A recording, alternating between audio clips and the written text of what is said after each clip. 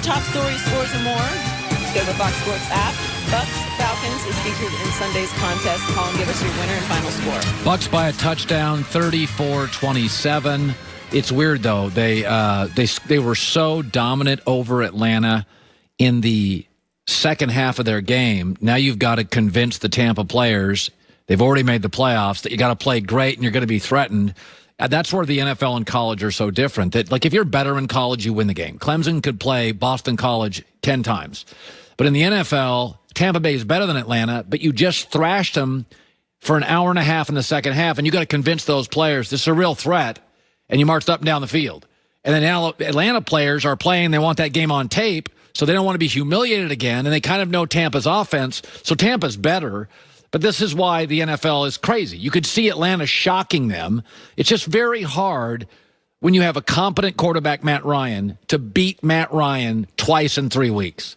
And Atlanta's offense Morris wants that job. Yeah, there's a lot. They're playing for a lot of factors there. They're playing for jobs. So that's the difference. Bucky Brooks played in the NFL, drafted second round, also a great scout. Now at the NFL Network and Fox, he's joining us live. Let me ask you. This is crazy. So this is what, if you were, I imagine at one point, you probably wanted to be an NFL GM, or if somebody offered it to you, it's a pretty good job, right? You scouted and stuff. So Miami, I'm going to throw a theory at you. Just throw it out there. Miami, Brian Flores is really good. They'll never have the number 3 pick again, likely if he's the head coach. And we see the ease in which Herbert and Burrow have been asked to carry bad teams, and often have. Whereas Miami's got a great coach, excellent special teams, a playoff-winning defense. We don't know what they are at quarterback. If Tua comes out against Buffalo and looks, Greg Cosell told us earlier, kind of simple packages, doesn't go over the top, doesn't look special, is it the craziest thing in the world that Brian Flores goes, I'm going to roll the dice on one of these college guys, Fitzpatrick's not around long? I mean, you tell me, if Tua is just flat, do you have to think about that in the offseason?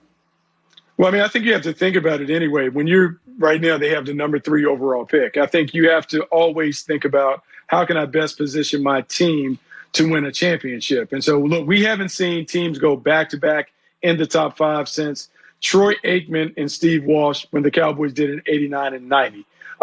It's uncommon to do that, but I think what you want to do, this is a golden ticket for the Miami Dolphins. They have an opportunity to get a star and add a star to a team that is already potentially a playoff team. And so I think you have to examine it. I will say this, though, because I do believe we're being a little harsh in our criticism and critiques on Tua Tagovailoa.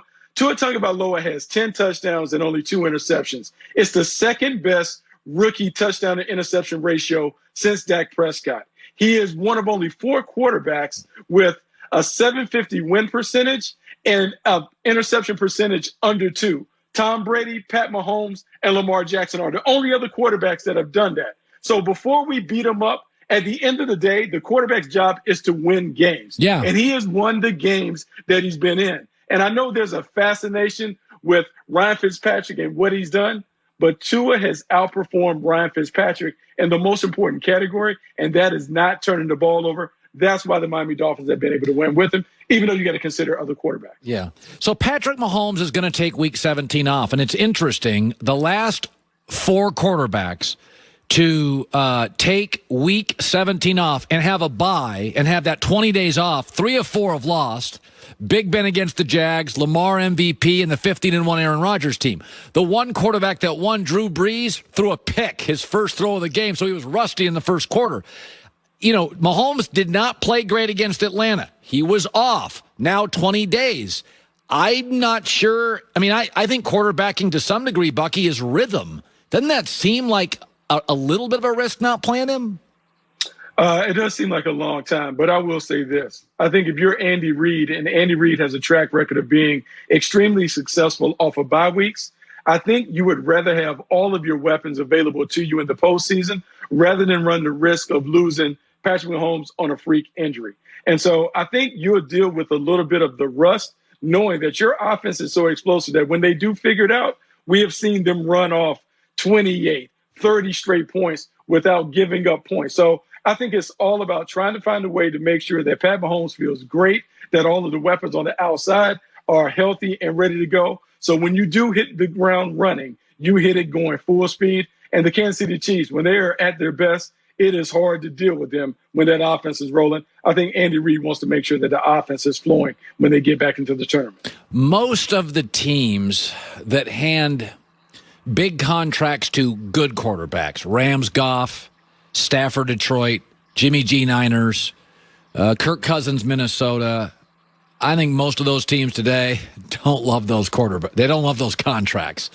And, I want to talk about Trubisky. Trubisky wins games. Bucky, he wins 68% of his games. And you're going to have to make a decision here.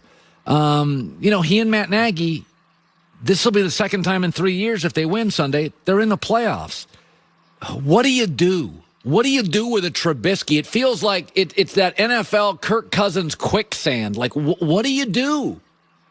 I think the toughest thing to do is to separate winning from the performance of the quarterback and what the quarterback is actually doing. And I know we talked about winning being important with Tua Tagovailoa.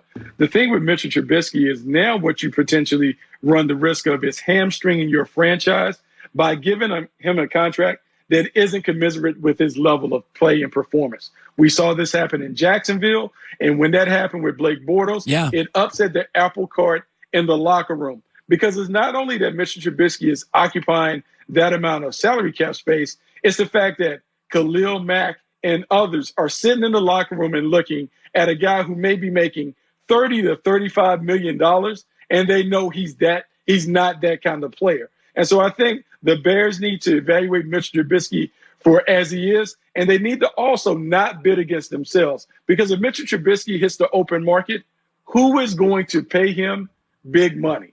I would say no one.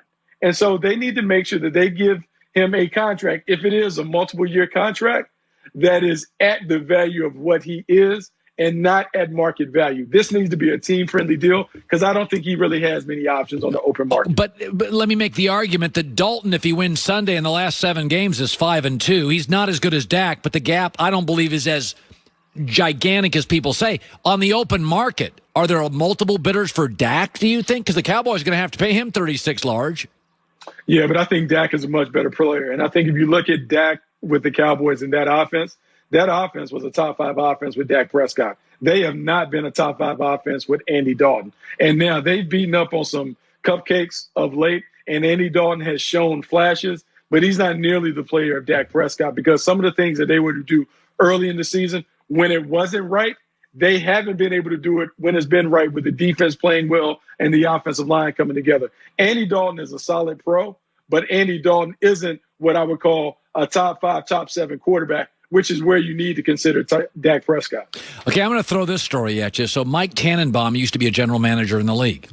He said Carson Wentz should consider paying the Eagles $20 million to facilitate a trade. Now, let me explain it to the audience. Right now, they're on the hook for like $33.5 million in Philadelphia for Carson Wentz. But if he wrote a check for $20 million before the end of the 2020 league year, the Eagles get credit for that. They'd only be a $13 million cap hit. He becomes very tradable. The Colts could make him whole and give him $20 million as a signing bonus, and it would be fine.